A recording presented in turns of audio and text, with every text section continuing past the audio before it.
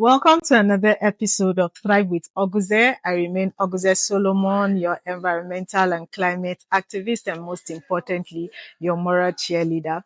So, the last time we talked about climate change and how it is increasing flooding around the world and even in Nigeria.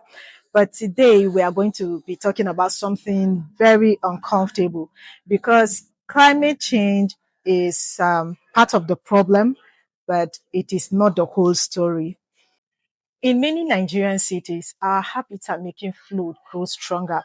Yes, sometimes the rain is heavy, but sometimes we prepare the road for flood ourselves. And today we are going to start with blocked drainage. Water is very simple. When rain falls, it looks for a pathway to flow. And this is the work of drainage systems to guide water safely away from homes, roads, and our communities. But what happens when the pathways are blocked? It enters our streets because it has no option than to go through our houses and our streets and our communities to find its way. According to waste management reports, Lagos generates around 13,000 tons of waste every single day.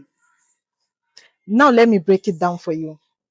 A ton of this waste is equivalent to 200 big sack of rice. That is a ton of this waste. But Lagos alone generates 13,000 tons of this waste, which is equivalent to about 2.6 million bags every single day. But here's the worrying part. Only about 13% of this waste is recycled.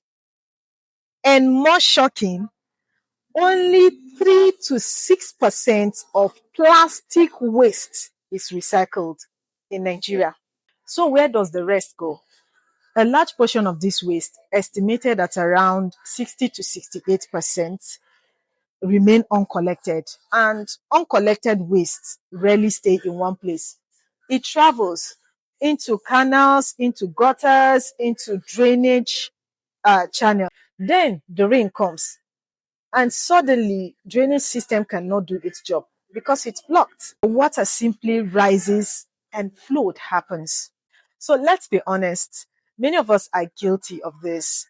When we finish drinking bottle or sachet water, we don't even think twice. We don't look left or right. We just casually throw in the nylons and bottles into gutters and drainages. We casually say it's just a nylon. But just imagine millions of small nylons. They gather, they block. And when rain falls, it returns to us with interest. The environmental sanitation teams in Lagos have repeatedly cleared thousands of tons of waste from drainage channels across the city. But sometimes the blockage is so severe that the entire drainage lines stop functioning. When this happens, even one heavy rainfall can flood an entire neighborhood. So the rain becomes the messenger, but the message started with us. Flooding is not always a natural disaster. It is a management disaster. But here is the hopeful part. This problem is not impossible to solve. If cities improve waste collection systems and recycling becomes more effective, and most importantly, if you and I stop dumping refuse into drainage systems. So this is me saying, stop dumping waste into drainage channels. Now from clap, dance the stats. Thank you for thriving with Oguze. See you in my next episode. Bye.